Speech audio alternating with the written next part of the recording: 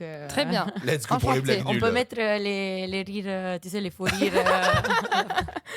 Bah voilà, Ah bah ouais. j'enregistre celui-là et on le met à chaque blague nulle. Ça vous va? Ok. Enchanté. Putain, je vais en faire plein. J'ai trop envie. Allez. T'es de quelle origine? À ton avis? Plutôt Ah. hispanique, je dirais. Ouais, mais j'ai Argentine, un truc Ouais, comme ça. américaine. Non, pas Non, pas américaine. Amérique latine. Moi, j'ai Amérique latine. J'ai m'en vais là. Portugal. Mais j'en sais rien, en fait. Italienne. Ah, mais oui. Non, mais en fait, si. C'est évident. Un idiot. Non, maintenant que tu le dis, en fait, c'est... Et là, il sort tous les clichés, Voilà. les stéréotypes.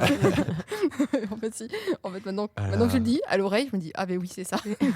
Ben ouais, écoutez, on va pouvoir y aller. Mhm. Et... Ah, non, je fais pas la vanne à chaque fois. Toi, t'allais le Ah bah, faire en plus. Je T'allais la connais lancer. pas, moi. Donc, En fait, c'est qu'à chaque fois, tu fais tu veux lancer l'épisode et elle me Ok. dit non. Et ça Pas fait du tout. 10 épisodes qu'elle me dit non. et c'est elle qui commence. Et là, elle a failli me lancer. Ok, ah, ok. Oh, t'es parti du coup? Non. Ok.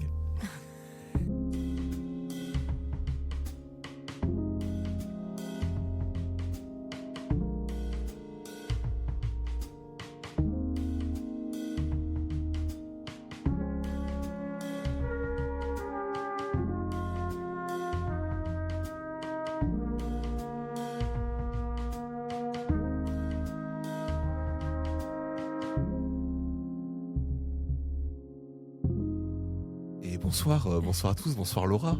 Bonsoir, Robin. J'ai pas du tout retouché ma voix. On se retrouve aujourd'hui pour un dernier épisode de cette semaine du cerveau en neurosciences. On reçoit du coup Céleste Ferragutto. Mhm. Bienvenue. Merci. On est content de te recevoir. On te reçoit dans le cadre de ta thèse qui est du coup les canaux potassiques BK comme cible thérapeutique pour les troubles auditifs dans les maladies du neurodéveloppement. Oui, c'est long. C'est un peu Ouais. long, ça va. Ouais. On a eu pire comme Oui. thèse. Sachant que là, il n'y a comme que thèse. des mots qu'il n'a pas encore eu. Oui. Ah, ok, donc Dans la vraiment, c'est description des l'analyse grammaticale là, que Ouais. je dois Non, faire. ouais, vraiment, Bon, tous les termes de neurosciences, il n'y en a quasiment aucun qui connaît. Ah oui, non, mais moi je connais rien. J'ai Oui, mais- neurotransmetteur et récepteur. Récepteur. Ouais, c'est tout. Et synapse, ça c'est Synapse, bon. Ça va. Ça va. Je pourrais pas te décrire exactement ce que c'est, mais je le visualise, tu vois. C'est déjà ça. Mais bon. Un épisode sur lequel on va essayer de pas faire trop de jeux de mots, hein, bien Mhm. évidemment. On va pas commencer par BK en disant que les canaux potassiques, c'est pas rien à voir avec Burger King, on est d'accord? Là, on va mettre les rires. Ouais, on mettra les rires. Ok, parfait. Surtout qu'il a fait un flop. Donc Non, parce que je l'ai même pas compris. Donc voilà. après, Ah, mais après, tu vois. Burger King, BK, voilà, Oui. c'est l'anagramme. Ah, ok. L'anagramme, Je non, l'avais les vraiment pas. initiales. Non, mais t'inquiète pas. L'acronyme. L'acronyme, exactement. Voilà, c'est ça le mot que je cherchais. Non, mais du coup, toi, tu nous parles du coup des canaux potassiques BK. Oui. Alors déjà, première question, qu'est-ce que c'est qu'un canal potassique et Mhm. quelle est la spécificité du BK? Ben, un canal potassique, c'est une protéine qui permet, tu dois imaginer une sorte de tuyau, on Ok. peut dire, qui laisse passer des ions Ouais, potassiques dans ce cas, donc du potassium, ok, ouais. à l'intérieur d'une cellule ou à l'extérieur d'une cellule. Donc tu imagines une cellule comme une sorte de, je sais pas, une balle de ping-pong. Ouais, complet. Et avec ces petits tuyaux à la surface. Et c'est grâce à ces tuyaux qu'il y a un passage, dans ces cas d'ions, entre l'intérieur de la balle et l'extérieur de la balle. Ok, oui, c'est le truc qu'on voit régulièrement, là, les sortes de petits trucs qui s'ouvrent, qui viennent ouvrir la membrane Exactement, pour faire oui. passer, du coup, Oui, ok. j'avais pas vu les dessins. Oui, mais parce que très maintenant, bien. petit à petit, je fais des dessins comme ça, ils comprennent de quoi on parle. Parce Ouais. Surtout pour la Du coup, je me neuroscience, suis c'est fait, un peu important. que je me suis fait beaucoup Ah de, oui. de révisions. Et en plus, tu améliores au fur et à mesure parce que là, Ouais. les dessins sont de plus en plus raffinés. Voilà. Ouais. Ok. Elle n'est pas fière de son neurone alors qu'il est extrêmement beau, ce Ah, il est neurone. beau, il est super beau. Ouais, celui-là, c'est celui de tout à l'heure. Je vais me le t'as faire même tatouer. fait tout, Tu vas te le faire tatouer noyau, Ah, chiche. Oh là, non. Quand j'en aurai plusieurs, peut-être, mais pas en premier Je vais le tatouage. garder au cas où. Ok, donc du coup, tu travailles voilà, sur ces canaux qui viennent ouvrir ces membranes. Mhm. Et du coup, la spécificité des BK, qu'est-ce que c'est? Ben, BK, c'est l'acronyme du coup pour Burger Big- King. Là, on peut mettre les rires. Non, là, elle était vraie. Là, elle était vraie. Oh, je suis très gêné du coup. Bah, en fait, elle t'a piqué la blague et elle a marché mieux sur elle. Donc, Terrible. Elle fait souvent ça, recycle. elle me vole des vannes et elle rigole plus quand c'est elle qui les fait. C'est agaçant. Et moi, je ris de mes propres vannes. Des fois, j'arrive pas à les prononcer parce que je suis Tu déjà en rigoles train de déjà. rire. Horrible. bah, Ok. BK, du coup, ça veut dire en anglais Big Potassium. Et Ok. K, c'est les symboles Du potassium, du ouais. potassium. Et c'est tout. Donc, Ok. en gros, ce que j'ai fait dans ma thèse, Si on veut, déjà, les sujets de ma thèse traitent les maladies du neurodéveloppement. Ouais. Donc, plus particulièrement deux maladies génétiques rares qui s'appellent le syndrome de l'X fragile et le syndrome de Williams-Boren, qui sont caractérisés par des symptômes de type autistique. Donc, lorsqu'on parle d'autisme, je ne sais pas, vous pensez à quoi si vous devez penser à les l'autisme. mouvements stéréotypés, Oui, typiquement. Les Genre. mouvements stéréotypés. C'est les mouvements répétés. Ah oui, Genre, d'accord. par exemple, oui. se balancer d'avant en arrière, ce genre de choses. Genre des tics ou des tocs. Ouais. Et après, des difficultés relationnelles, Ouais, émotionnelles, il y a des problèmes du social. Oui, interaction sociale. Une incompréhension des relations sociales, en fait, des interactions et de comment... De les émotions des autres, etc. De la gêne qui vient assez rapidement. Moi, je vois pas mal, quand je pense à autiste, le premier qui me vient, c'est Asperger. Parce qu'on en a beaucoup entendu parler pendant un moment. Oui. C'est tous ces troubles un peu là, ouais. Oui, tout ce qui touche un peu aussi les côtés intellectuels. Des fois, il peut y avoir des déficiences intellectuelles ou des gens qui ont un super cerveau, comme on dit vulgairement. Oui. Mais ça, par contre, c'est que des symptômes qu'on voit, donc des symptômes évidents.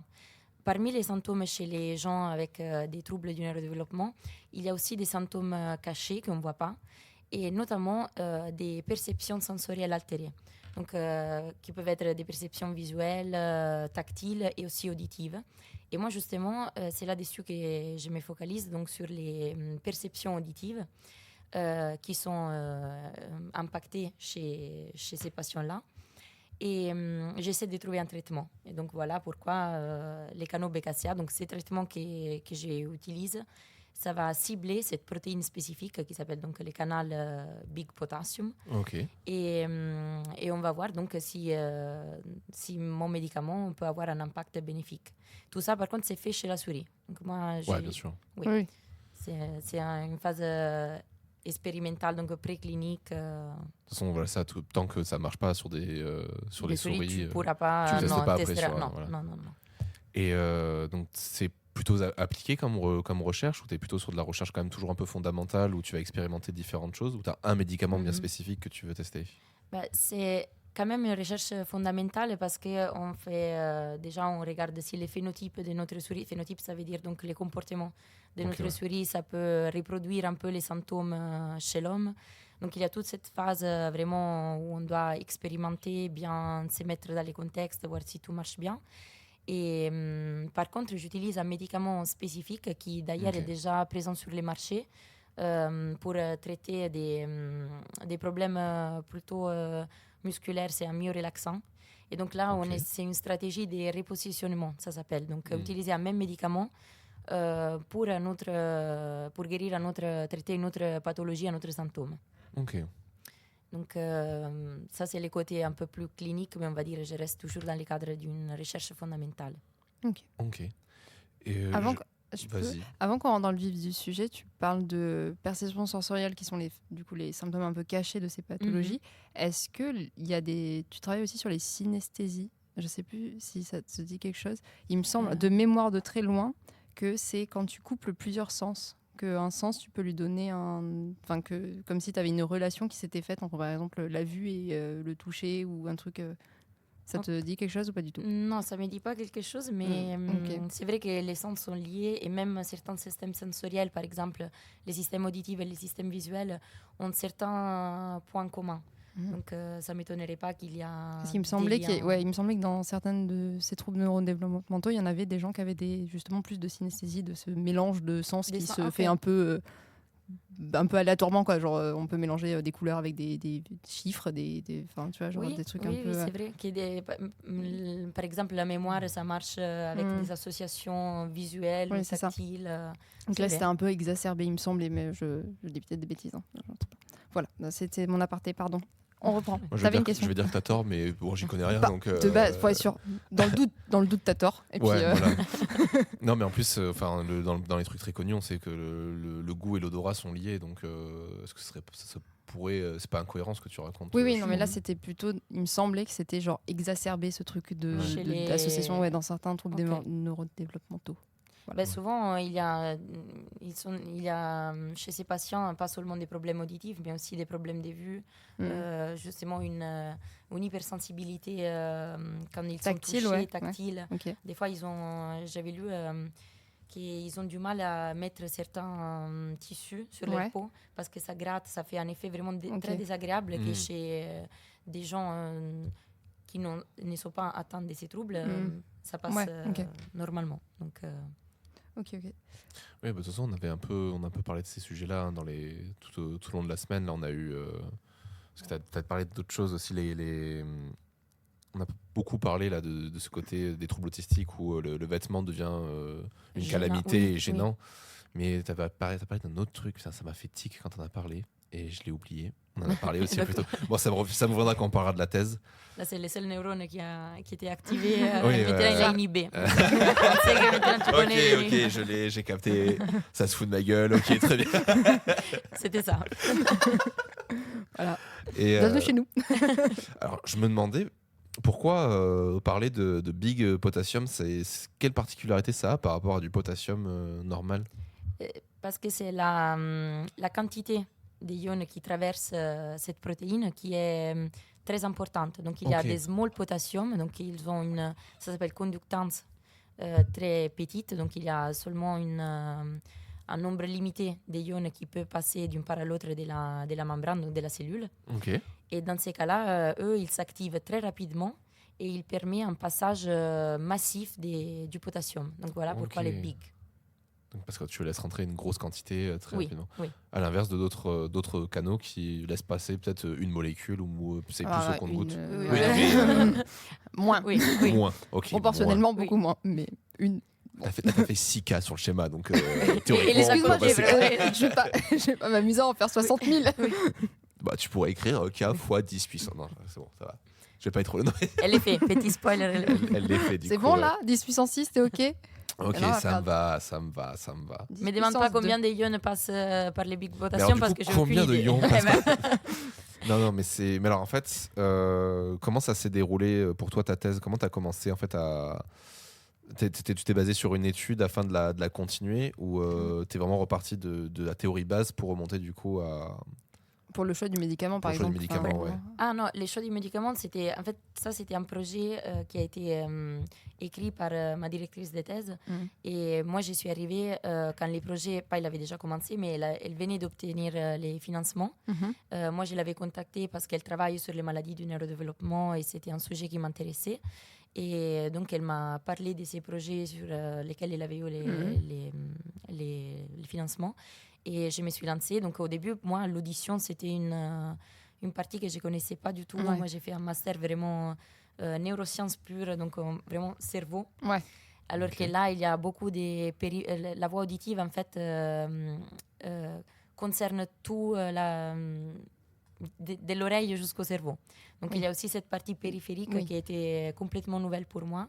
Et donc, voilà, ce n'est pas un projet que j'ai écrit moi-même ou j'ai choisi, mais c'était plutôt les labos qui m'intéressaient, la thématique. J'avais eu un bon feeling avec ma directrice de thèse, donc c'est comme ça que je suis arrivée à démarrer cette thèse-là. Ok. D'accord. Du coup, ça veut dire que le fait que ce soit basé sur ce traitement en particulier, etc., c'est des choses qui sont issues de la littérature parce qu'elle a voulu continuer des projets qui étaient déjà... Exactement. Elle travaillait déjà sur ces types de canaux parce qu'il est impliqué dans ces deux pathologies X-fragile et Williams-Boren. Et là, donc, elle étudie les... En fait, c'est vraiment... essayer d'utiliser ces canaux-là, cette protéine, comme une cible thérapeutique pour traiter certains symptômes. Il s'agit quand même des maladies génétiques, donc on connaît l'origine, c'est dû aux gènes. Mais certains symptômes peuvent être améliorés grâce à certains médicaments. Et donc, pourquoi pas, on a trouvé une protéine cible, on va la cibler donc avec un médicament. Ok. Et c'est quoi comme ton médicament? Il agit sur quoi par rapport à ce canal? Il va augmenter l'entrée de potassium. L'entrée du potassium, exactement. Ok. Oui. Ok. Parce que, du coup... Et il est spécifique? Oui, il est spécifique pour ce type de canal, oui. Ok. Mais le type BK, il est retrouvé où dans le cerveau? Dans le cerveau, il est pas déjà seulement que dans le cerveau, il est vraiment partout dans notre organisme. Ouais. Okay. Dans le cerveau, on les retrouve dans les neurones, surtout au niveau, si je ne me trompe pas, à côté du corps cellulaire des neurones. Okay. Et là, par contre, moi, j'ai dans ma thèse, je me focalise surtout sur la partie périphérique, donc surtout sur la cochlée, qui est un petit organe qu'on a dans nos oreilles, qui contient des cellules qui s'appellent des cellules ciliées, parce qu'elles ont des cils vraiment comme des cils. Ok, ouais, je vois. Donc, à la partie apicale de la cellule, il y a ces cils-là qui bougent. C'est le fond de l'oreille, cette partie-là, oui, non? L'oreille interne. C'est ce qui fait un peu la fermeture. Je sais pas comment ça s'appelle. J'ai déjà entendu cet organe. Le cochlée, c'est pas ce qui fait un peu la fermeture, fermeture entre guillemets de l'oreille?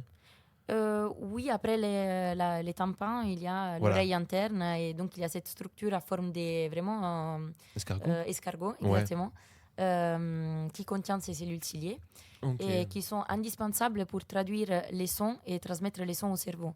En fait, là, je suis en train de parler, vous êtes en train de comprendre, j'espère, parce que justement, il y a ces cellules-là qui vont transformer les ondes sonores que je suis en train d'émettre en signal électrique qui arrive au cerveau. Et ensuite, le cerveau, il va faire ses travaux d'interprétation et de compréhension. C'est fou.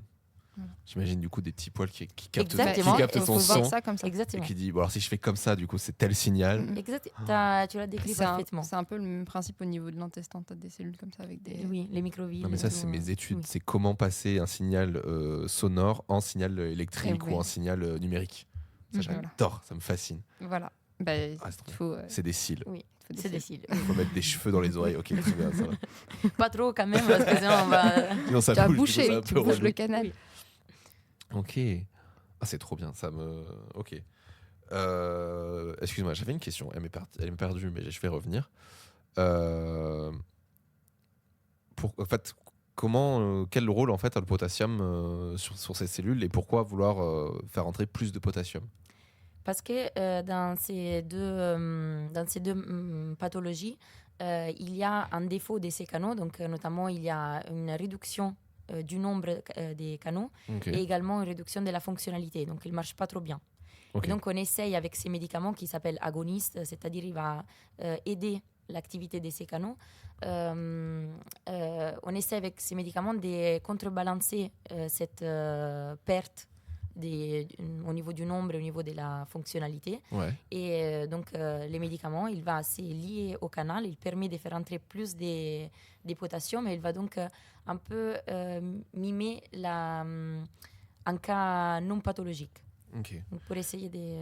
C'est parce qu'il te manque c'est une protéine qui fait l'ouverture du canal ou c'est le potassium directement qui va venir stimuler l'ouverture? C'est en fait une dépolarisation, c'est-à-dire quand la cellule...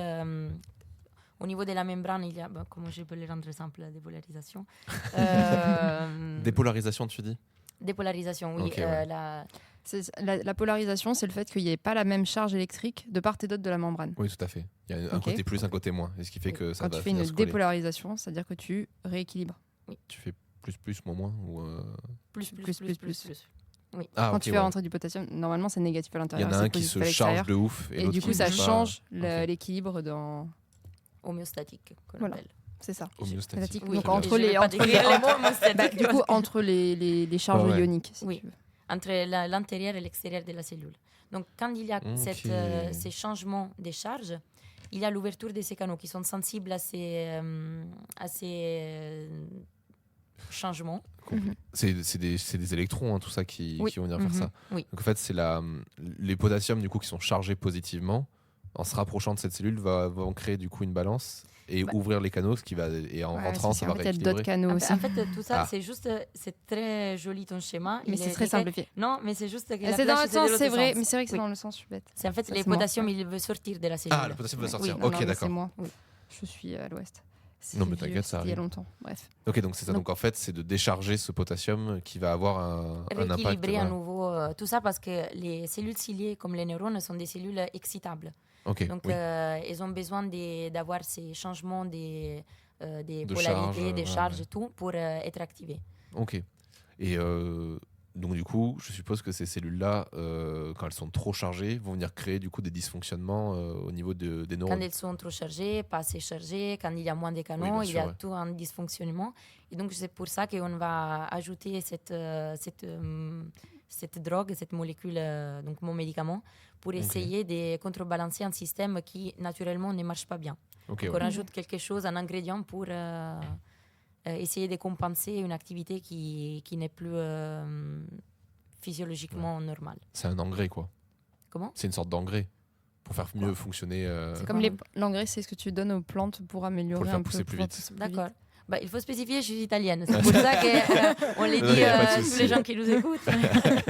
Non, il n'y a pas de souci. Mais c'est ça, en fait, pour moi, je vois un peu comme ça. C'est en mode, ça marche pas très bien. Oui. Du coup, tu viens mettre un produit pour que ça marche mieux. Mieux, exactement. C'est ça. Exactement. Pour venir stimuler tout ça. Ok. Et tu as pu faire tes premiers tests ? Oui.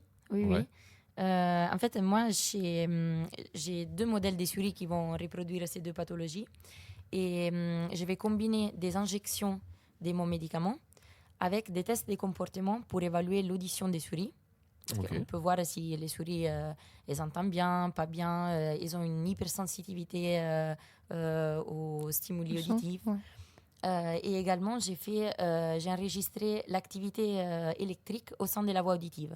Donc, toujours cette voie qui permet de transformer les ondes sonores en signaux impulses électriques. Et j'ai eu des résultats. En fait, c'est 2 pathologies qui ont 2 phénotypes différents. Donc, pour l'X fragile, on a une hyperacousie, c'est-à-dire une sensibilité augmentée au son. Et donc, ces souris-là, effectivement, quand tu les exposes à des bruits, elles vont sursauter plus que les souris normales, entre guillemets, les souris wild type. Ça a été expliqué, ça ou pas? Wild type? Non. Wild type, en fait, c'est des souris qui n'ont... C'est des souris contrôle qui n'ont pas de modifications génétiques. Non, exactement. Sont normales. Et on va toujours les comparer avec les souris, dans ces cas-là, knockout, donc des souris mutantes qui ont cette mutation-là qui va reproduire la pathologie humaine. Parce que dans tous les tests, tu as toujours besoin d'un contrôle, parce que sinon, tu ne sais pas qu'est-ce que tu es en train d'observer. C'est quoi ta référence, en fait? Il faut une référence basale, normale, pour voir s'il y a une augmentation, une diminution ou pas de différence par rapport à... L'échantillon neutre, je ne sais plus comment on appelait ça au lycée. Oui, mais ça... Un contrôle. Ouais, un contrôle, mais je ne sais plus comment... Un témoin. Témoin, voilà, c'est ton témoin, c'est ça. Ok, c'était ça, c'était la maladie du X... fragile. Du X fragile dont on avait parlé dans l'épisode avec Simon. Oui, je connais Simon aussi. Ouais, voilà. Ciao Simon. Mais du coup, c'est ça, ouais, c'est de voir comment ces petits gènes du coup influent du coup sur, réagissent du coup vis-à-vis de ta maladie, et comment toi tu peux faire en sorte de compenser cette ça, manque. Quoi. Alors que je sais pas lui, je sais qu'il travaille sur l'X fragile, mais je connais pas trop son sujet des tests, donc j'écouterai son podcast. Ouais. Je te fais de la pub, Simon. et par contre, moi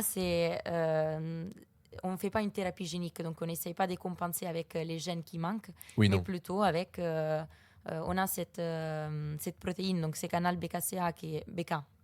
Parce que le vrai nom c'est BKCA, mais je n'irai pas trop loin. BKCA. Bon, après... donc c'est canal BK qui est en manque, donc on essaye de trouver un traitement en jouant un peu sur la fonctionnalité. Okay. Et si j'ai bien compris, en fait, ces canaux pour le potassium, ils sont modifiés, altérés dans tout l'organisme.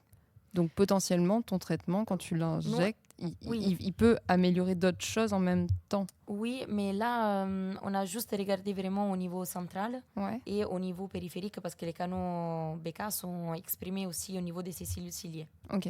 Et du coup, quand tu mets le médicament, est-ce que tu le mets de façon locale ou est-ce que tu le mets tu le fais prendre comme il serait pris par l'individu normal? Okay.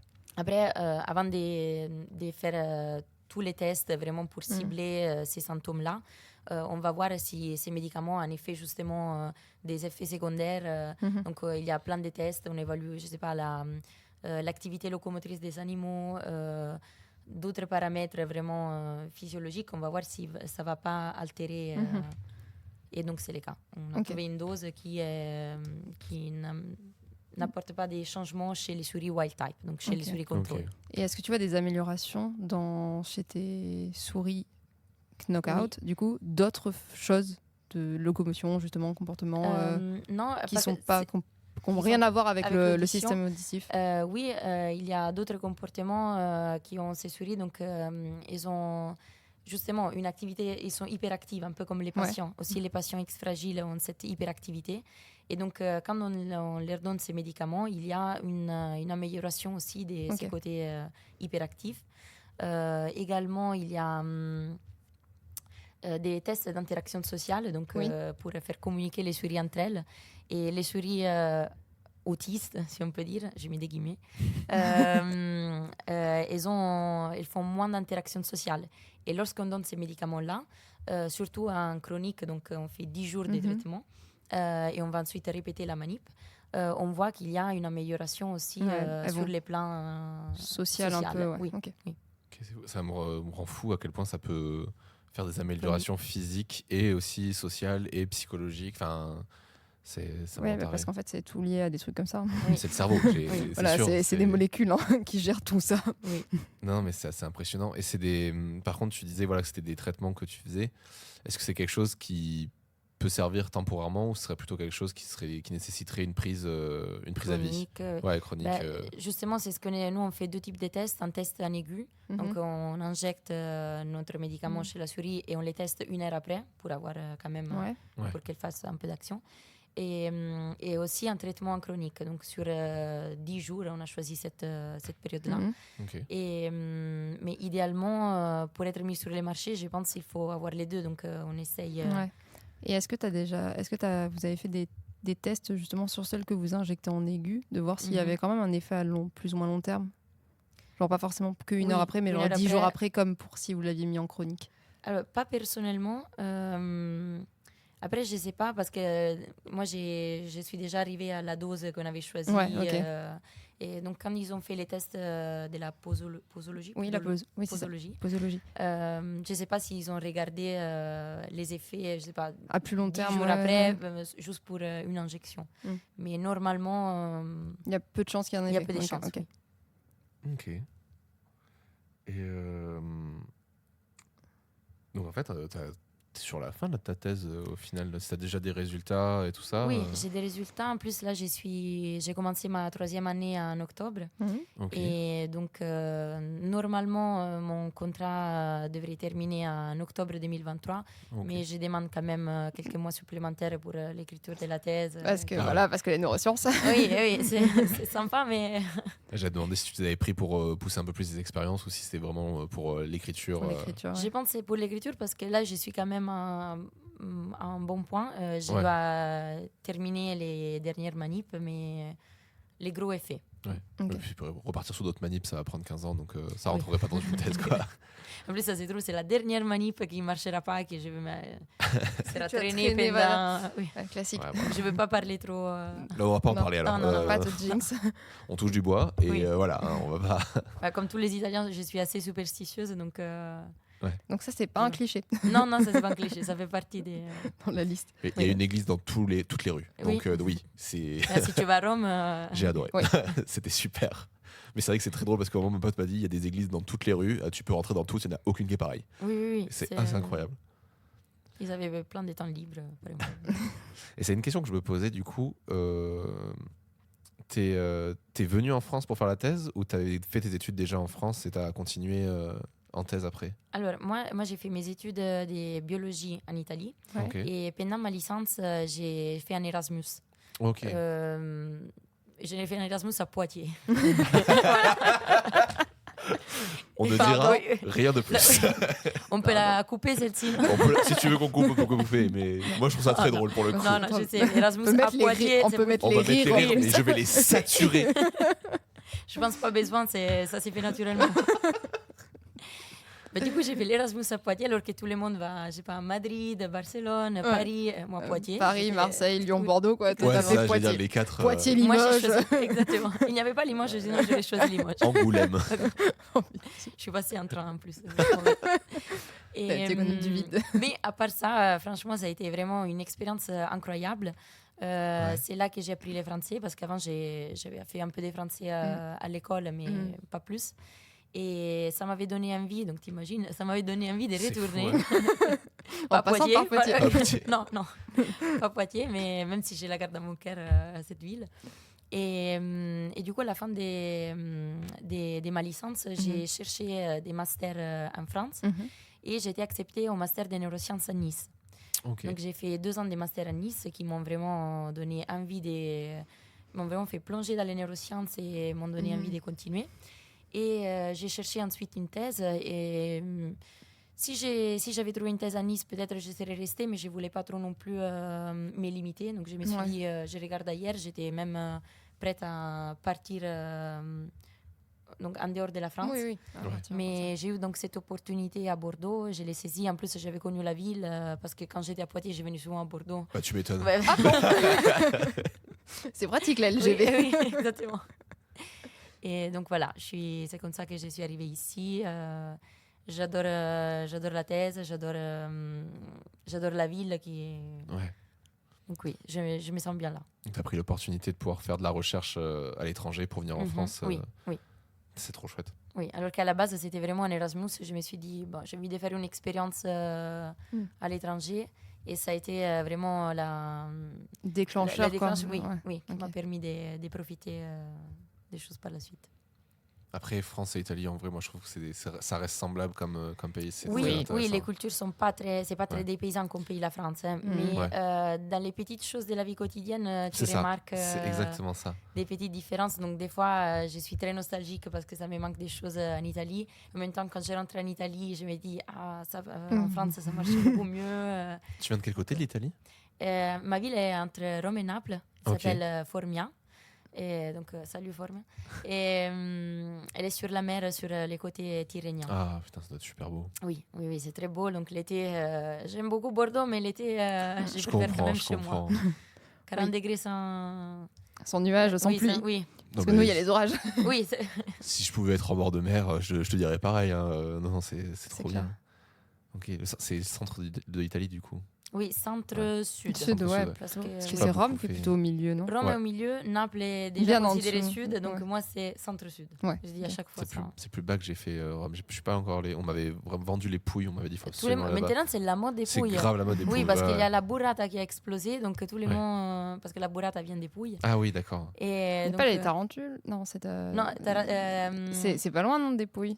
Les zones des tarentules. Tarentules. Pas des tarentules, des migales ou sur des araignées. Il y a des araignées, il y a des grosses araignées quelque part en Italie, je sais plus dans quelle zone.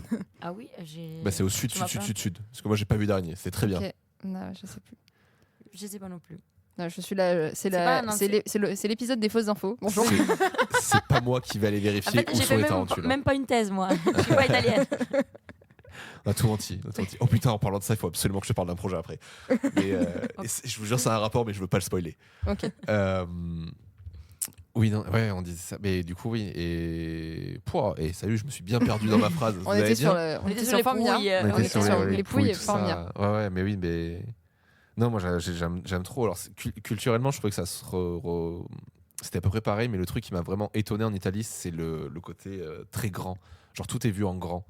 Genre, t'as déjà Rome, c'est immense comme endroit. Ma pote m'avait dit, les empereurs romains, ils ont enchaîné le concours un peu de tub, tu vois, à faire qui fera son plus gros bâtiment. Oui. Mais du coup, quand t'arrives sur place, c'est impressionnant. Je trouve que c'est une ville qui est vraiment impressionnante. Oui. Et même tout, tu vois, genre les repas, j'étais en mode, mais je pensais pas qu'on bouffait autant. Moi, je pensais que c'était, tu vois, genre, c'était la bouffe un peu distinguée aussi à l'Italie. C'était des pizzas, mais des bonnes pizzas, bien fines, bien nickel et tout. Putain, ils te font 4 entrées, la pizza, tu veux des pâtes, prends des pâtes en plus. Exactement. Mon pote, il est arrivé, il m'a dit, je vais prendre un plat de pâtes et une pizza. Je fais quoi? Non, il est encore à l'hôpital, ton pote. À la base, je crois qu'il devait faire 1 an en Italie. Ils sont partis pour 3-4 ans et ils se pètent le bide tous les jours là-bas. C'est super bon. Je comprends. Ah non, mais c'est trop bien. Okay. Là, j'ai une question pour vous. Comment vous faites vos carbos? Non, alors je sais comment il faut pas les faire. Je sais comment il faut pas faire. Il faut pas mettre de crème déjà. Oui. Il faut faire juste jaune d'œuf. Il faut mettre du lard et c'est pas du lardon. C'est un jambon particulier, je crois. C'est la pancetta. Non. C'est un truc qui ressemble à ça. C'est du guanciale, c'est la jouie du porc. Ok. Ah. Ok. Et il faut faire juste avec un œuf et. L'eau de cuisson des pâtes, non? Du pépé. Oui. Pepe, bravo. Pépé. Beaucoup de pépé. Vous mettez oui, beaucoup de. Ça justement parce que la carbonara elle s'appelle comme ça parce que ça noir. vient du du carbone, ça veut dire charbon. Ouais. Et c'est justement parce qu'il y a les poivres dedans. Et moi je le sais parce que je regarde Twitch et que Ultia, la streameuse, elle est italienne et que elle l'a déjà expliqué en elle live. Est italienne, je savais pas. Et voilà. Moi t'as l'explication même incarnée là. Je sais plus ce qu'ils mettent tout le temps. C'était pépé, con. Olio, sûrement. Non, c'était pas olive. Il y avait un autre truc où c'était tout le temps genre ça revient dans Sale tous les pepe. Non, peut-être non pas salé, c'était je sais plus. origano. Je te retrouverai. Oui, Je te le retrouverai. parfait. Mais vraiment, c'était tout le temps ça. Tu pouvais avoir des pâtes, des pizzas, des focaccia, tu peux avoir tout ce que tu veux. Et ce truc revenait. Romarin? Non. Non, non, non, c'est pas. J'ai fini tous Les classiques. épices que j'ai. Je sais pas si c'est gorgonzola ou un truc comme ça. Mais c'est pas gorgonzola. Faut que je retrouve ce que c'est. Ok. Mais ça va me revenir. Parce que mon pote prenait tout le temps ça. Du coup, il est fan de ça. Et moi, j'avais testé ça, les petites carbos, tout ça. Mais je préférais les pizzas. J'avoue, j'ai préféré les pizzas. Mais tu les as goûtés à Rome? Ouais. Ben, il faut aller à Naples. C'est ce qu'on m'a dit. On m'a dit qu'il faut que j'aille tester maintenant les napolitaines. Oui, ouais. oui, c'est les vrais, vraiment. Ouais, bah, c'est ce que tout le monde dit. Oui. Mais c'est vrai que, mais déjà, enfin, je sais pas. Après, je me suis pas assez. Si, on a testé les glaces aussi. Il y a un glacier à Rome. Ça fait un truc, mais c'était fou. En fait, déjà, je savais pas à quel point c'était fondant. Parce que moi, j'ai l'image des glaces, soit sorbet, soit machin, où tu fais vraiment une belle boule et tout. Et là, c'est vraiment une pâte que tu viens taper, crémeux, que tu viens rouler, et tu la mets dans. Oui. Oh là, c'était. Rien à voir avec les glaces italiennes. D'ailleurs, pourquoi Ouais. vous les appelez comme ça? On sait pas. Je sais pas. Mais j'ai déjà vu en Italie marqué glace française sur des glaces italiennes pour la blague, je pense. Je que pense c'est que oui, c'était c'est une revanche, c'est sûr. Mais il faut. En plus, là, pour le coup, on les a payés. Non, mais on a pris des glaces. Tout le monde se renvoie la balle, tu vois. On avait pris 2 boules. 3 € la glace. Oui.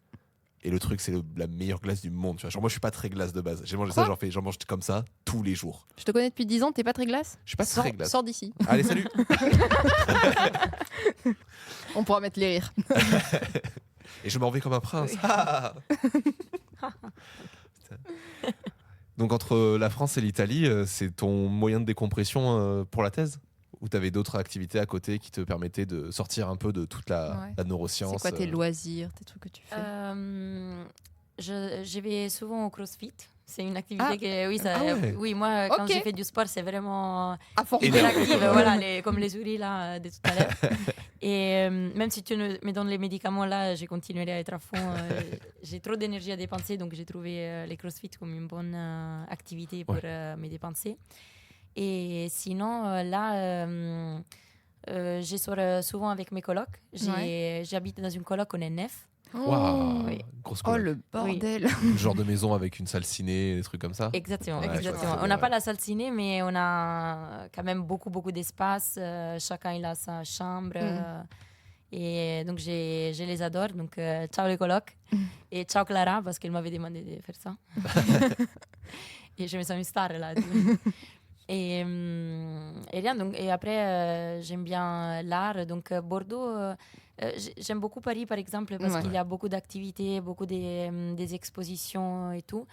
Bordeaux, un peu moins, mais quand même, j'essaye. Bordeaux, ça va être plus la musique qui est développée. C'est vrai que les arts, c'est un peu ce Et qui la manque. bouffe. Et la bouffe. Et la ouais. bouffe, Ouais, oui. on a carrément Oui. de trucs à manger. Beaucoup de bons Italiens à Bordeaux. Étonnamment. Oui. Après, Demande à Intel. j'ai testé il y a les pizzas des Monzou que j'aime beaucoup. Ouais. Ouais, mais ça, c'est pas les meilleurs, je trouve. Tout le monde me dit ça, mais moi, Toi, t'aimes parmi bien? celles que j'ai Ok. goûtées, j'ai bien aimé. Et après, par contre, je t'avoue, je commande pas des pâtes ici en France. Je les commande même pas en Italie. Je vais juste chez ma mère et j'ai dit, je rentre Fais-moi les du pâtes. 10 au 15, tu me fais tous les menus des pâtes chaque jour. Des pâtes, des gnocchis, et je rembarque tout ça. Ravioli et tout ça. Ah, Oui. voilà. Et en fait, la moitié de ma valise, à chaque fois que je rentre, c'est rempli de bouffe. Et l'autre moitié, juste des vêtements. Ah ouais, t'as 2 valises. Une valise de bouffe et une valise avec des Exactement, fringues. exactement. C'est un frigo, l'autre. C'est Oui. un frigo sur roue. Ok, ah ouais, donc déjà très sportif. Donc pas du tout geek pour le coup. Pas très jeux vidéo. Non, machin, non. ouais. C'est rare dans C'est notre très, podcast. très rare, ouais. On a que des geeks. Ah oui, non. J'ai joué à Pokémon quand j'étais petite, mais Ouais, c'est mais- tout. Mais c'est parce Ok, que c'est la donc théorie sport. qu'on a un peu développée, c'est-à-dire Ouais. que la thèse, c'est tellement un truc spécifique de gros nerds que les gens qui font ça sont des geeks. Ah non, justement, j'aime bien parler des ma thèse aussi, raconter un peu mon quotidien, Ouais. ces côtés divulgation, j'aime beaucoup, voilà pourquoi aussi j'ai voulu faire ces podcasts. Ouais. Et, mais sinon, une fois que j'ai fini ma journée, c'est fini ma journée. Ouais. C'est fini les travails, Ouais. je sors, je profite de la ville. Du coup, art plutôt et sport. A priori. Oui. Ok. Sortie musique un peu, sortie soirée. Oui. Après, moi, comme musique, j'aime bien les rock à Moi écouter. aussi. Ouais. Évidemment. Et par contre, pour aller en boîte, choses comme ça, maintenant, depuis que je suis à Bordeaux, parce que j'ai des colocs qui font beaucoup de la fête, Je vais quelquefois à des soirées techno. S'ils sont pas très vénères, j'aime bien. Il me l'a proposé, il y en a une. Tu vas samedi, non? J'y vais samedi. Samedi, c'est quoi, Hangar? Non, samedi, c'est la Fruor. C'est un collectif à Bordeaux qui ouvre des invitations et tu sais pas où tu vas jusqu'au soir même.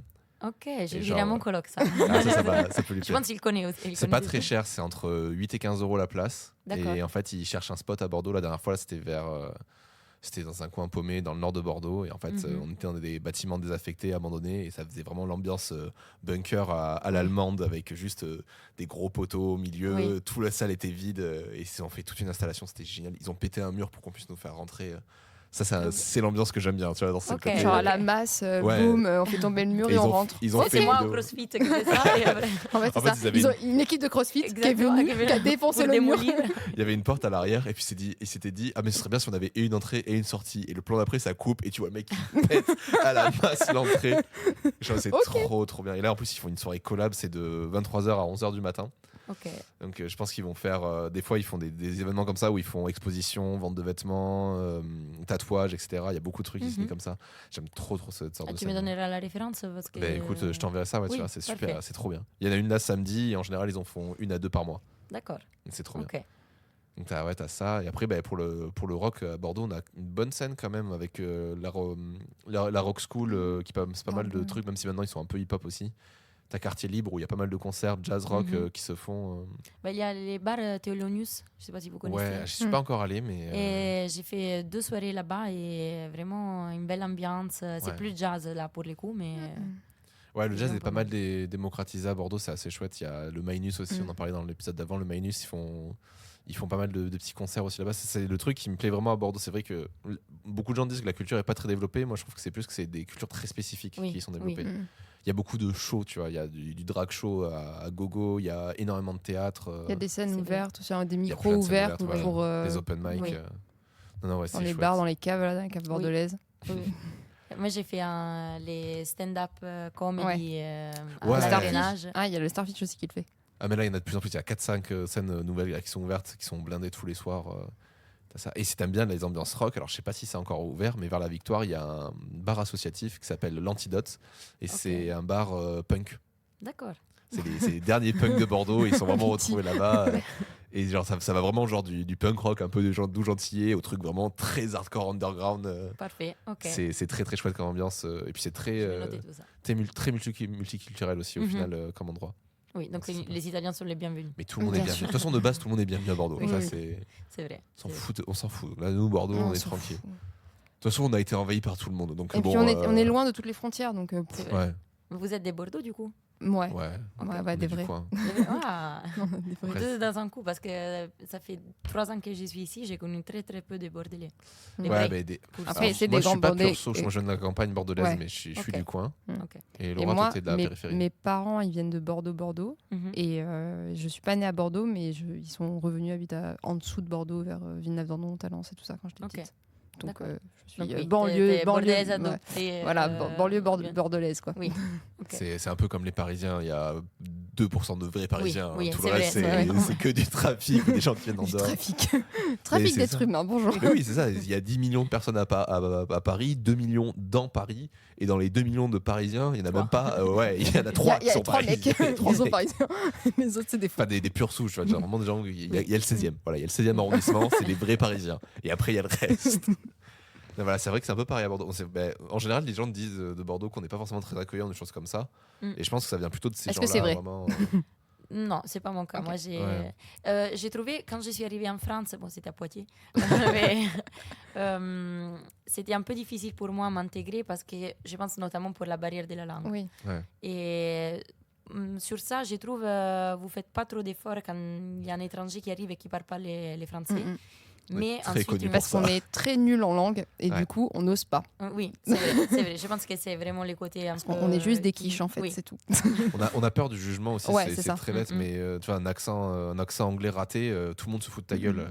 Et un accent anglais réussi, tout le monde se fout de ta gueule aussi. C'est faut. Ouais, mais même ça vient de l'école. Quand on était petit, ils accentuaient vachement sur le fait que la prononciation, les fautes et tout ça, et du coup personne n'osait parler. Et ce qui fait que maintenant, enfin en tout cas pour la génération de la note, tu vois. Peut-être pas pour celle d'après. Je pense pas, vu que le niveau qu'ils ont maintenant. Mais nous, en tout cas, c'était shame tout le temps, quoi. Pareil, oui. C'est une méthode d'apprentissage d'ailleurs qui sert à rien. Oui. J'étais nulle en langue, valoriser les étudiants, pas les. Puis en plus, t'as un côté où tu sais pas pourquoi en France on est très attaché au côté littéraire. Et donc on apprend beaucoup à écrire, à machin, mais on apprend très peu au final à pratiquer une langue à l'oral et à l'échanger et à faire des conversations basiques. C'est-à-dire qu'il y en a qui savent super bien lire des textes hyper complexes, mais dès que tu leur demandes de parler avec un anglais, ils sont largués, quoi. Ils n'arrivent pas, ou avec n'importe quelle autre langue.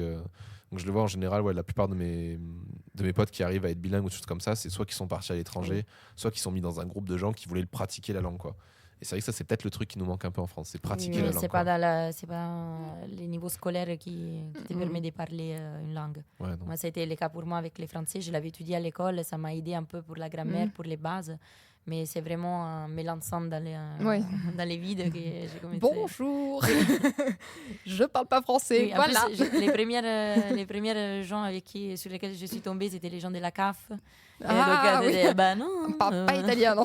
Parle pas anglais non plus. Même pas français des fois. Parle pas. Ça marmonne, ça juste. Ça râle, c'est ma pause là. Donc. Formulaire. Papier. Carte d'identité. D'accord. Ah oui, c'est ça. Bon, on a fait le tour là, à peu près de tout ce qu'on avait à dire. Est-ce que tu as des choses à rajouter sur ta thèse, des choses que tu n'as pas dit, que tu non. Que tu n'as pas expliqué ou que tu aimerais mentionner? Non. Je pense qu'il y a vraiment ton schéma. Dommage qu'on ne peut pas les voir parce que c'est vraiment c'est les beaux ta thèse. résumés. Il sera mis en ligne sur le réseau. Mais il faut arrêter de me dire ça parce que mes schémas, parce que maintenant il y a une preuve que tu dois le faire. Non, c'est parce que tu le dis que ça y est, je dois le faire. Et vous retenez ça, les auditeurs. Laura ne veut pas vous montrer ses beaux dessins. Voilà. Ouais. Ou alors je la ferai mieux, quoi. Ou alors je la reprendrai dans mes cours de master parce que je les ai dans mes cours de master. Hein. Mais si tu veux, tu te filmes juste. Tu mets une petite caméra et tu te fais en train de refaire le dessin et comme ça, on met l'extrait par-dessus. Non. Ok. Non, trop de pression. Pas de souci. Laisse-moi faire mon schéma dans mon coin. Fais ton schéma. Ok. Est-ce qu'il serait pas l'heure de passer à l'interro de Robin? Bah oui. Ouais, bah vas-y. Let's go. Ah, c'est pas fini? Non, c'est parce qu'en fait là, il va essayer de résumer ta thèse en une phrase ou deux. Okay. Et après, c'est son interro. C'est son interro. Et après, tu lui fait. mettras une note. Ok. Donc. Aïe. C'est l'interro de Robin.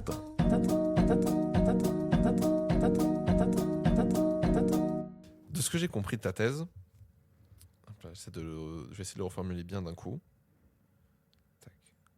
C'est que tu travailles en fait sur l'expérimentation d'utilisation d'un médicament dans le but de stimuler le transfert de potassium au travers de cellules. Et là, c'est là où je me plante. Quelle cellule pour travailler des cellules. C'est pas des neurones. Si, c'est des neurones. Dans ces cas précis, c'est des cellules ciliées, mais aussi dans les neurones. Okay. Il y a aussi une partie de mon projet. Ah oui, mais de toute façon, on avait dit que le potassium, c'était présent. Donc, c'est des cellules-là, dans le but du coup de traiter les troubles auditifs de certains troubles autistiques. Exactement, oui. Très bien. Ben voilà. Okay. La note, c'est sur 10 ou sur 20? Comme tu veux. Et là, direct sur les coups? Ouais, vas-y. Tu lui mettrais combien? Allez, 18. C'est très gentil. Il ne faut pas taper sur les fautes des gens, comme on a dit. On change la méthode d'apprentissage. On change la méthode des langues. D'évaluation. Voilà. Bah, c'est super, ça va me faire une belle moyenne. Ouais, tu auras une bonne moyenne. Ça. Toi qui avais peur de la neuroscience. Ah oui, parce que au départ, les neurosciences, c'était sa bête noire. J'y comprenais rien. Horrible. Okay. Genre vraiment, la panique dans ses yeux à chaque fois que c'était quelqu'un en neurosciences. Tu pourras écouter les 2 premiers épisodes, donc c'était celui de Laura et celui de Uriel. Les 2 premiers épisodes de neurosciences, vraiment, elle me parlait, j'étais en mode, je comprends pas ce que je dis. Qu'est-ce que j'ai fait là? Et encore, celui de Laura était pas forcément si complexe parce qu'il y avait beaucoup de. Moi, c'est de la clinique. Donc, d'accord. Ok, donc déjà, tu arrives un peu à les visualiser. J'ai des patients, quoi. Donc, littéralement, j'ai plus les cellules, plus rien, quoi. Donc ça allait. Ouais. Mais par contre, Uriel, c'était l'hippocampe avec la mémoire et le gyrus denté et tout ça. Il était là, genre. T'as tes synapses avec tes trucs en pas qui se baladent sur toute ta cellule, qui se baladent, machin et tout. sérieux, je Bah, comprends moi, pas. moi, une fois, j'avais dit à mon père, j'avais parlé d'une étude sur l'hippocampe, la mémoire, il a dit et tout ça a été fait sur l'animal des mers, là. Il n'avait pas compris que c'était une structure du cerveau, donc il ne comprenait rien. C'est comme on dit amygdales. Les amygdales, c'est pareil en L'araignée. France. T'es là, les amygdales. Les amygdales, d'accord. Je vois pas le lien avec le cerveau, mais oui, pourquoi pas. Mais attends, mais pourquoi on les coupe si c'est la mémoire? Je comprends pas. Attends, mais ça a l'air important quand même de ce que tu me racontes. On va terminer doucement ce petit épisode avec des recommandations culturelles. Alors, je sais pas si tu as quelque chose à nous recommander éventuellement. Quelque chose que tu as vu, lu. Qui t'a plu récemment. Que tu as envie de partager auprès des auditeurs. Bah, il y a bientôt les concours des maths en 180 secondes. Oui. Que je trouve que c'est un très bon concours de divulgation scientifique où il n'y a par contre pas que les neurosciences ou la science en général, vraiment tous les sujets. Et je trouve ça vraiment une bonne initiative pour divulguer sa thèse et aussi faire comprendre qu'est-ce que c'est une thèse. Parce que des fois, on a un peu du mal. Moi, des fois, je dis, je suis doctorante, donc t'es étudiante, non, mais t'es salariée. On n'arrive vraiment pas à comprendre des fois nos statuts. Et voilà, j'ai cet événement-là. Ouais, ok. Et tu le fais cette année? Oui, je me suis inscrite. Par contre, j'ai raté la deuxième séance, que c'était prise de parole en public. Oui. Donc, c'était quand même important. Parce que j'étais en congrès la semaine dernière aux États-Unis. Et donc, pas voilà, mince, du coup. Excuse-nous. Voilà. Finalement, ça va. Voilà, je voulais me la péter jusqu'au bout. C'est l'italienne, ça. Et donc, voilà, j'espère pouvoir quand même participer au concours, mais il me manque quand même cette séance-là, que c'était assez importante. Donc, mais bon, de mémoire, c'était préparer un texte et le faire devant les autres, et après tu avais un retour, tu te mets dans le binôme et tu faisais exactement. échanger. Et ça, j'ai fait cette séance-là. Okay. J'ai raté la deuxième, que c'était, je pense, vraiment comment on peut bien... le verbal, le non-verbal. Exactement. Toi, tu l'as fait aussi? Oui, je l'ai fait en 2020 et 2021. Parce qu'en fait, en 2020, nous, on l'a fait avec Jean, qui est le co-host aussi de ce podcast. Créateur, ouais. Et on était 4 finalistes de l'Université de Bordeaux. Et après, il y a eu le Covid. Et du coup, on n'a pas pu aller plus loin. Et donc, on l'a refait l'année d'après parce que c'était drôle. Voilà. Ok. On a retenté notre chance. Ouais. Non, mais c'est sympa, mettre ça en 180 secondes. Et sinon, bien évidemment, ces podcasts, génial. C'est gentil. Celui de Simon aussi que tu as recommandé, du coup. Comment? Celui de Simon, le compte. Non, je ne parlais pas du mien. Oui, le podcast. Non, ça va, j'ai mes limites. Tu peux recommander ton podcast aussi. Tu peux dire que ton podcast c'est le meilleur. Alors maintenant que vous venez de l'écouter, vous pouvez le réécouter. Exactement. Vous mettez play 100 fois. Vous mettez pause pour bien comptabiliser la vue et vous recommencez. Comme ça, on recompte une vue en plus.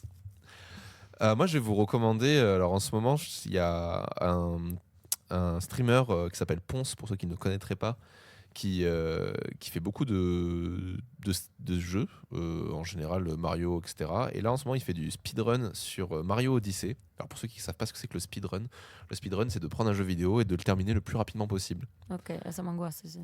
C'est fascinant parce qu'en plus, là, pour le coup, alors il y a beaucoup de speedrun d'habitude où le but, c'est de chercher un peu des glitches, des bugs dans le jeu pour essayer de les exploiter, pour aller plus vite quelque part, etc. Mais là, ce qui est assez intéressant avec Mario Odyssey, c'est que c'est que de la technique, c'est que du skills. Et il y a juste 2-3 passages où il triche un peu sur les glitches, mais c'est très, très, très minime. Et au final, c'est regarder quelqu'un jouer extrêmement bien à un jeu vidéo. Donc ça dure en général entre 1h, 1h20, 1h30. Et on le voit terminer un jeu et puis discuter de plein de choses en même temps.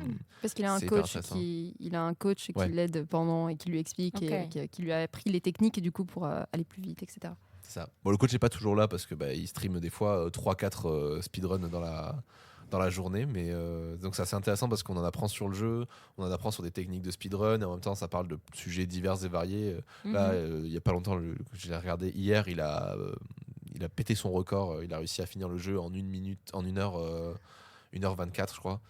Et son but c'est de réussir à le finir en moins de 1h15. Comme ça, il se met dans le classement mondial et il est content. Il est content. Et il est content. Et voilà. Je peux me coucher bien, c'est ça. C'est ça. Et du coup, il a été coaché par 2-3 gars, dont un des gars qui détient le record sur ce jeu-là. Et c'est fou furieux. C'est toute une scène, moi, qui me plaît beaucoup dans le speedrun parce qu'elle est compétitive, mais je trouve que c'est pas très malsain comme milieu. C'est pas sur certains jeux où j'ai du mal avec la compétition, genre LoL, où c'est vraiment purement LOL, CS, tout ça, c'est très cancer comme communauté, alors que là, c'est plus de la performance. Ok. Et je trouve ça trop bien, et le jeu est trop bien. Et j'avais beaucoup aimé ces speedruns sur Zelda, et donc je vous conseille ces speedruns sur Mario Odyssey. Ça change. Ok. Voilà. Effectivement, moi j'avais regardé un peu ceux avec Zelda qu'il avait fait avant et c'était sympa. Moi je vais. Alors, comme mon stagiaire, alors pour l'info, on a quelqu'un qui nous a décommandé pour la semaine du cerveau. Là, on devait enregistrer 6 personnes, finalement on n'a enregistré que 5. J'ai proposé à mon stagiaire Arthur ce matin, qui va être ravi que je le drop name maintenant, de venir parce que c'est avec lui qu'on avait parlé de faire un épisode un peu drôle où il fait une thèse sur Clara Luciani et l'addiction. Son addiction à Clara Luciani. Voilà, son addiction à Clara Luciani et les effets bénéfiques et délétères de fait d'écouter de la musique de Clara Luciani. Et donc du coup, je vais recommander la chanson Respire encore de Clara Luciani, qui à force de me l'envoyer et de me dire écoute ça, c'est un banger, eh ben, j'ai fini par l'écouter et effectivement elle est pas mal. Ok, voilà. Je l'écouterai. Il y a une ambiance très années 80 sur cet album-là qui est très très chouette. Alors surtout sur ce morceau Respire encore, il y a un côté un peu à-bas dans des montées ou des descentes. J'ai beaucoup aimé. Je suis pas forcément un gros fan de Clara Luciani, mais elle a toujours 2-3 morceaux qui sont extrêmement bons. Ouais. Après, moi, je soupçonne juste qu'il soit amoureux d'elle, mais bon. Oui, bah. Je pense que c'est juste ça. Je sais pas si t'as vu la blague de Paul de Saint-Cernin. Il lui fait excusez-moi, votre prénom, ça se prononce Luciani ou Luciani? Il fait bon, je sais pas, peu m'importe du moment que vous le dites bien, enfin, que vous n'êtes pas malveillant. Il fait d'accord, Clara Luciani, est-ce que tu veux m'épouser? Ça m'a fait beaucoup rire. Je suis pas forcément un gros fan de ce mec-là non plus, mais là pour le coup, il m'a eu. Ok, bon, mais c'est chouette, on va pouvoir conclure cet épisode tranquillement. Merci beaucoup d'être venue, Céleste. Merci. C'était un super épisode. Et on se retrouve bientôt. Hein, oui. Et attends, on fait quoi du coup? Ah, mais oui, non, mais plus j'ai bête. En plus, je voulais faire une conclusion. Mais écoutez. Qu'est-ce qu'on peut faire, Robin, si on a aimé cet épisode? Ben ça, c'est une bonne question. Qu'est-ce qu'on peut faire si on a aimé cet épisode? On peut le partager tout autour de nous sur les réseaux sociaux. On peut en parler à nos proches. On peut s'abonner sur les plateformes genre Spotify, Deezer, etc. Toutes les plateformes de streaming. Mettre des notes sur les plateformes qui le permettent et laisser des commentaires sur les autres plateformes qui le permettent aussi, genre Apple Podcast. Ça nous permettrait d'avoir un meilleur référencement et d'essayer de faire monter un peu cette émission. Vous pouvez venir nous rejoindre sur les réseaux sociaux, Instagram, Discord, où on va essayer de faire passer des petits trucs dans les prochains jours. Et puis voilà. Et vous pouvez aussi écouter les autres podcasts d'Audio Mori. C'est vrai que je fais d'autres trucs. J'ai oublié l'espace d'un instant. Vous avez Toujours dans les bons coups, un podcast qui parle de sexualité, co-animé avec Léane, une amie à moi, où on invite toutes les 2 semaines une personne pour venir parler de sa sexualité et de faire un peu un état des lieux de ce qui se passe actuellement dans ces milieux-là. Vous avez Divine Féminine qui parle d'amour et de musique et un peu de moi. Beaucoup de temps. Où je raconte toutes ces sortes de quêtes de l'amour. Vous avez Parlons Sensibilité, un podcast de Jean et de Lucille qui ont du coup, Jean qui a co-créé ce podcast-là, où ils font pareil des interviews sur le thème de la sensibilité et sur d'autres thèmes autour qui peuvent être le rapport à la mort, qui peuvent être le rapport à la sexualité, à la sensibilité, le rapport à l'art et à la sensibilité, etc. C'est un podcast que j'ai beaucoup aimé écouter et beaucoup aimé faire, puisqu'on avait fait un cross-podcast avec eux. C'était très très sympa. Et donc voilà, je pense qu'on a fait le tour. On va remercier quand même aussi le Bordeaux Neurocampus et pour ces épisodes un peu cross, on va dire, cross promotion. On fait ça dans le cadre de la semaine du cerveau. Donc vous avez eu un épisode par jour pendant une semaine. J'espère que ça vous aura plu. J'ai beaucoup aimé faire ça. Si ça vous a plu qu'on fasse ça sur cette thématique et que vous aimeriez le voir sur d'autres thématiques, faites-nous en part. On pourrait essayer de trouver des gens avec qui faire ça. Et voilà. C'était très sympa. Attends, faut que je calcule ta moyenne. Du coup, c'est le dernier. Oui. Je viens d'y penser. Alors, vas-y, brode.